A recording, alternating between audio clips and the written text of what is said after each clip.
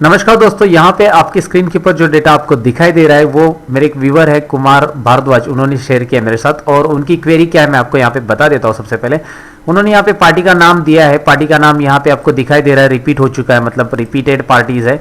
और उनका यहाँ पे ट्रांजेक्शन्स भी दिया है। तो उनको क्या चाहिए, उनको ट्रांजेक्शन में जो जो पेंडिंग अमाउंट है, यहाँ पे आपको दिख रहा है बैलेंस पेबल, तो जो पेबल अमाउंट है वो सभी के सभी अलग से फिल्टर होके आ जाए। हालांकि मैंने फिल्टर मैक्रो करके एक कंसेप्ट आपको बताया था दोस्तों, लेकिन उन्होंने कहा है कि फिल्टर मैक्रो में बटन से यूज होते हैं, तो बटन तो नहीं चाहिए उनको यहाँ पे, तो उनको चाहिए यहाँ पे ड्रॉप डाउन बॉक्स के साथ। उनको रिजल्ट किस तरह चाहिए मैं आपको दिखा देता हूँ। यहाँ पे उनको रिजल्ट इस तरह से चाहिए, मतलब यहाँ पे और ड्रॉप डाउन से सिलेक्ट करते ही ऑटोमेटिकली जो पार्टीज का बैलेंस अमाउंट है वो यहाँ पे उसके बिल नंबर के साथ, इसके सीरियल नंबर के साथ सभी बिल डेट वगैरह सब आ जाए। यहाँ पे दूसरी पार्टी सिलेक्ट करता हूं मैं, तो इस तरह से। तो ये मैंने कर लिया सॉल्व, यहाँ पे फिल्टर मैक्रो की मदद से किया है दोस्तों। और ये किस तरह से किया ये आज आपको मैं सिखाने वाला हूँ। फिल्टर मैक्रो थोड़ा सा यहाँ पे अलग है, जैसे पुराने वीडियो में मैंने बटन के ऊपर बताया था, तो यहाँ पे थोड़ा सा अलग कंसेप्ट यहाँ पे यूज किया है। यहाँ पे आपको दिख रहा है कि ये डेटा वैलिडेशन की मदद से जो लिस्ट बनाते हैं हम लोग, उसमें ये फिल्टर मैक्रो मैंने यहाँ पे किया है। तो चलिए इसको सिखाने के लिए मैं लेके चलता हूँ आपको एक्सेल फाइल के अंदर। मैं हूँ सतीश, लर्न मोर चैनल में आप सबका स्वागत करता हूँ। एक्सेल के ऐसे कुछ अमेजिंग फीचर सीखने के लिए दोस्तों मेरे चैनल को सब्सक्राइब कीजिए और इसके नोटिफिकेशन के लिए ये बेल आइकॉन पे भी क्लिक कीजिए। तो चलिए यहाँ पे मैं आ चुका एक्सेल फाइल के अंदर और यहाँ पे आपको दिखा रहा हूँ कि जो कुमार भारद्वाज है उन्होंने मुझे डेटा भेजा है वो पहले से यहाँ पे है। और जो रिजल्ट उनको चाहिए पार्टी का नाम, यहाँ पे ड्रॉप डाउन बॉक्स, यहाँ पे मुझे ड्रॉप डाउन बॉक्स बनाना है डेटा वैलिडेशन की मदद से, तो मैं वहाँ पे बना देता हूँ। यहाँ पे डेटा वैलिडेशन आपको दिख रहा है, मैं क्लिक कर रहा हूँ। डेटा वैलिडेशन के अंदर मैं यहाँ पे लिस्ट सिलेक्ट कर रहा हूँ। लिस्ट ऑप्शन में आपको यहाँ पे लिस्ट लेनी होगी। आप तो पार्टी के नाम टाइप कर सकते हैं, यहाँ पे लिस्ट टाइप की है। यहाँ पे आप देख सकते हैं ऑलरेडी ये 3 लिस्ट में यहाँ पे ये रिपीटेड 3 ही पार्टी मेरे पास, तो तीनों भी सिक्वेंशियल है, इसलिए मैं यही लिस्ट सिलेक्ट कर रहा हूँ। तो लिस्ट यहाँ पे दिखाई दे रहा है सिलेक्ट हो चुकी है और आपको यहाँ पे और ड्रॉप डाउन बॉक्स में मिल जाएगी। इस तरह से आपको वो बनाना है, सिंपल सी बात है, ये आपको पता रहेगा। अब मुझे एडवांस फिल्टर यहाँ पे यूज करना है और उसका मैक्रो रिकॉर्ड करना है दोस्तों। और मैक्रो रिकॉर्ड करके उसे इस ड्रॉप डाउन लिस्ट के साथ लिंक कैसे करना है उसका एक ट्रिक्स मैं आज बताने वाला हूँ आपको, क्योंकि यहाँ पे ऑटोमेटिकली वो रिजल्ट शो हो जाए नीचे, जो इसमें बैलेंस वाले अमाउंट है, बैलेंस वाले पार्टी का नाम और उसका अमाउंट, जो भी पार्टी मैं यहाँ पे सिलेक्ट कर रहा हूँ पार्टी का तो नाम आएगा साथ में, और उसी का ही पेबल अमाउंट का रिकॉर्ड यहाँ पे डिस्प्ले होना चाहिए with date, bill number and all. तो चलिए उसके लिए हम लोग पहले क्या करते हैं, पहले हम क्राइटेरिया डिसाइड कर लेते हैं। जो एडवांस फिल्टर में क्राइटेरिया रिक्वायर्ड है हमारा, वो क्राइटेरिया इस तरह से रिक्वायर्ड है कि पार्टी का नाम हमें चाहिए, तो यहाँ पे पार्टी का नाम साइड में मैं ले रहा हूँ। और यहाँ पे मैं दूसरा ले रहा हूँ कि बैलेंस पेबल जो कॉलम है उसको मैं यहाँ पे कॉपी पेस्ट कर रहा हूँ। तो बैलेंस पेबल में यहाँ पे हालांकि एक फॉर्मूला था तो मुझे वो जरूरी नहीं है, यहाँ पे मुझे कंडीशन चाहिए कि जो बैलेंस पेबल है वो 0 से ज्यादा रहेंगे। एडवांस फिल्टर में हम लोग ये कंडीशन देने वाले हैं, तो यहाँ पे मैंने दे दिया है कि 0 से ज्यादा वाले मुझे बैलेंस पेबल अमाउंट का रिकॉर्ड चाहिए और पार्टी का नाम यहाँ पे रैंडमली आना चाहिए। तो इसलिए मैं यहाँ पे इज इक्वल टू करूंगा और इज इक्वल टू करके क्या करूंगा, मैं यहाँ से पिक करूंगा, इस पार्टी नेम को यहाँ से मैं पिक करूंगा, क्योंकि मुझे ये रिजल्ट में शो करना है। इधर का जो है ये मुझे हाइड कर देना है, इसलिए मैंने यहाँ पे इस तरह से रखा। ये बाद में दोनों कॉलम में हाइड कर दूंगा।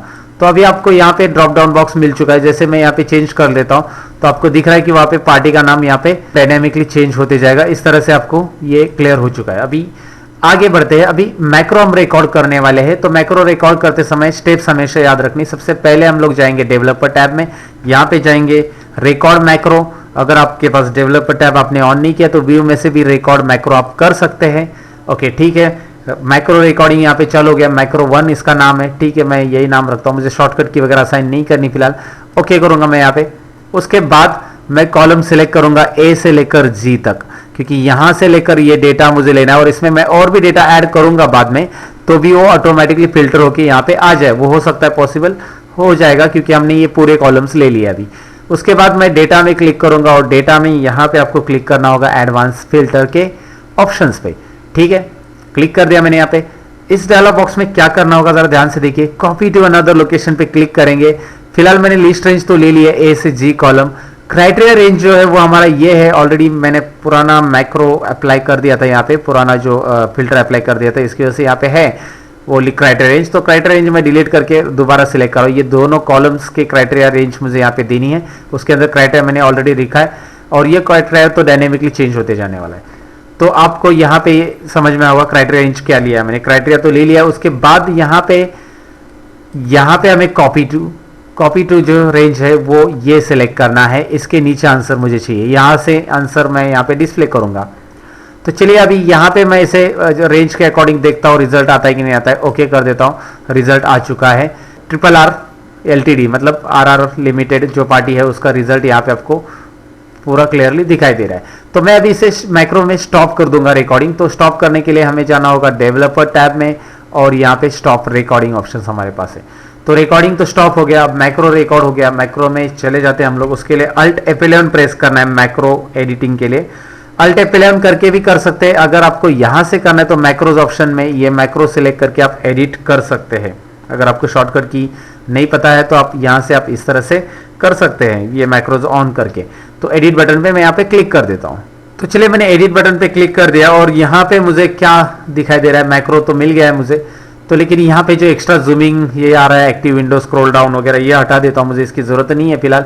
और यहाँ पे आपको दिख रहा है कॉलम ये सिलेक्टेड है, मुझे जितना चाहिए उतना ही एक्टिव कॉलम से लेकर यहाँ पे आपको दिख रहा है एक्टिव विंडो स्मॉल जो भी है, यहाँ पे स्क्रॉल वगैरह नीचे कॉलम से लेकर यही फिल्टर का कमांड है। आप देखिए मैं कमांड कौन सा सिलेक्ट कर रहा हूँ, ऊपर का ए से लेकर जी कॉलम नहीं किया तो भी चलेगा क्योंकि यहाँ से हमारा एडवांस फिल्टर अप्लाई हो रहा है। और उतना ही एडवांस फिल्टर का जो कमांड है columns A to G then advance filter आपको दिख रहा है, ये जो ब्लू में मैंने सिलेक्ट किया यहाँ पे, उसी को मैं यहाँ पे कंट्रोल X कर लूंगा, कट कर लूंगा और बाकी सब तो मैं इसे डिलीट कर दूंगा। इस मैक्रो का वैसे भी अभी मुझे जरूरत नहीं है, इस मैक्रो का मुझे कोडिंग मिल गया है, जो कोडिंग मुझे चाहिए था उसको मैंने यहाँ पे कॉपी कर लिया। इस कोडिंग को मैं शीट 1 में लेके जाऊंगा, जो हमेशा मैं अक्सर करता हूँ कि शीट 1 के अंदर हम लोग कोड डायरेक्टली चेंज कर लेते हैं। यहाँ पे व्यू कोड लेते हैं और व्यू कोड में हम लोग लेंगे यहाँ पे वर्कशीट के अंदर हम लोग लेने वाले एक फंक्शन जिसका नाम है, यहाँ पे आपको फंक्शन दिखाई दे रहा है जिसका नाम है चेंज। खाली ये चेंज बटन पे हम क्लिक करेंगे क्योंकि उसमें से शीट में हम चेंजेस करेंगे तो ऑटोमेटिकली यहाँ पे वो इफेक्ट आ जाएगा। तो ये नीचे वाला फंक्शन प्राइवेट फंक्शन में डिलीट कर देता हूँ और ये वाले फंक्शन में मैं वो एडवांस फिल्टर पेस्ट कर देता हूँ यहाँ पे। तो आपको दिखाई दे रहा है एडवांस फिल्टर पेस्ट हो चुका है। और बात यहाँ पे एक रह गई, जो J3 आ चुका है, यहाँ पे हमारा J3 से लेकर आंसर कहाँ तक जाएगा वो जरा एक्सेल में देख लेते हैं। थोड़ा सा एडिट करना होगा मैक्रो को हमें, या फिर पहले ही हमने यहाँ से यहाँ तक सिलेक्ट किया होता तो अच्छा होता, लेकिन फिलहाल मुझे पता नहीं था कितने कॉलम से मैंने देखे नहीं थे। तो ठीक है, J3 से लेकर यहाँ पे हमें P3 तक डेटा चाहिए। तो P3 तक हम लोग क्या करेंगे, उस कॉलम की रेंज बढ़ा देंगे। ये नहीं बढ़ाया तो प्रॉब्लम होगा कि वो पूरा का पूरा डेटा नेक्स्ट टाइम आएगा नहीं, खाली सीरियल नंबर ही आ जाएंगे। इसलिए J3 to P3 हम लोग यहाँ पे ले लेते हैं। तो ये छोटा सा एडिटिंग आपको यहाँ पे करना होगा और बाकी कुछ नहीं। J3 to P3 मैंने कर लिया, आपने देखा होगा। अब सिंपल सी बात है कि अभी मुझे एडिटिंग हो चुका है। अब मैं यहाँ पे जाके देखता हूँ, आपको दिखा देता हूँ कि क्या हो रहा है। यहाँ पे मैं XYZ पार्टी सिलेक्ट कर रहा हूँ तो XYZ पार्टी का जो बैलेंस अमाउंट है उसके हिसाब से उसका रिकॉर्ड यहाँ पे आ रहा है। XYZ का वैसे यहाँ पे रिकॉर्ड दिखाई दे रहा है आपको 1 2 ही रिकॉर्ड और दोनों भी बैलेंस ही है। चलो ठीक है, नेक्स्ट लेता हूँ दूसरा। मैं सपोज अभी ABC पार्टी सिलेक्ट करके देख लेता हूँ।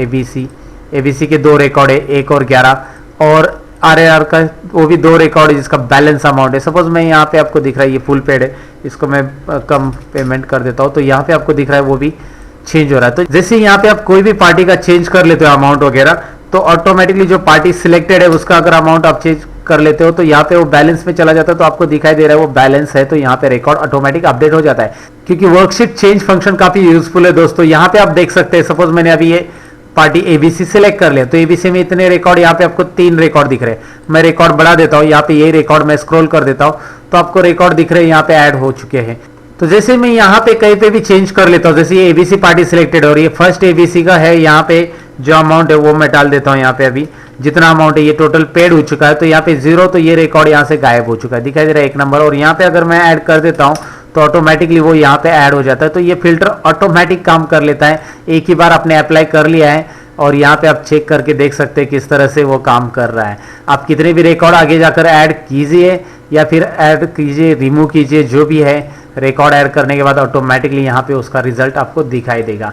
तो ये एक एडवांस फिल्टर और ये मैक्रो है। यहाँ पे मैं इन दोनों कॉलम को हाइड कर देता हूँ, इसकी जरूरत नहीं है, और आपको रिजल्ट यहाँ पे दिखाई देगा डायनामिकली। यहाँ पे ऑटोमेटिक चेंज होते रहेगा, जैसे आप पार्टी चेंज करते हो वैसे वो रिकॉर्ड यहाँ पे ऑटोमेटिक अपडेट होगा, आपको अपडेट करने की जरूरत नहीं है। ये काफी यूजफुल कंसेप्ट था, यूजफुल क्वेरी थी कुमार भारद्वाज की, उन्होंने मेरे साथ शेयर की, इसके लिए उनको मैं धन्यवाद देना चाहूँगा। और आप सभी व्यूअर्स को मैं धन्यवाद देना चाहूँगा कि आप सभी मेरे वीडियोस रेगुलरली देखते, मुझे कमेंट करते हैं और मुझे नई नई क्वेरी सेंड करते रहते हैं। बहुत सारे लोगों की क्वेरीज अभी तक पेंडिंग है दोस्तों, आई एम सॉरी, मुझे उतना टाइम नहीं मिलता है। मैं लॉजिक लगाने की कोशिश करता हूँ आपकी क्वेरी पे, और जिसका भी मैं सॉल्व करता हूँ उसको रिप्लाई करने की मैं कोशिश करता हूँ। सो अगर आपका रिप्लाई नहीं दिया मैंने क्वेरी का तो सॉरी फॉर दैट, मैं लेकिन कोशिश करूँगा आपको जल्दी से जल्दी मैं रिप्लाई करने की। So thanks a lot for watching my videos, and कैसे लगा वीडियो कमेंट सेक्शन में ज़रूर लिख देना। अगर आप नए हो मेरे चैनल पे तो सब्सक्राइब कीजिए, क्योंकि मैं पढ़ाता हूँ एक्सेल एमआईएस और एक्सेल के काफ़ी इंटरेस्टिंग फैक्ट्स मेरे चैनल पे है। तो चलिए जल्दी से लाइक कीजिए, कमेंट कीजिए, सब्सक्राइब कीजिए और शेयर भी कीजिए अपने दोस्तों के साथ। मैं मिलूंगा आपको कुछ और इंटरेस्टिंग वीडियो के अंदर, तब तक के लिए सीखते रहो, सिखाते रहो। Bye bye.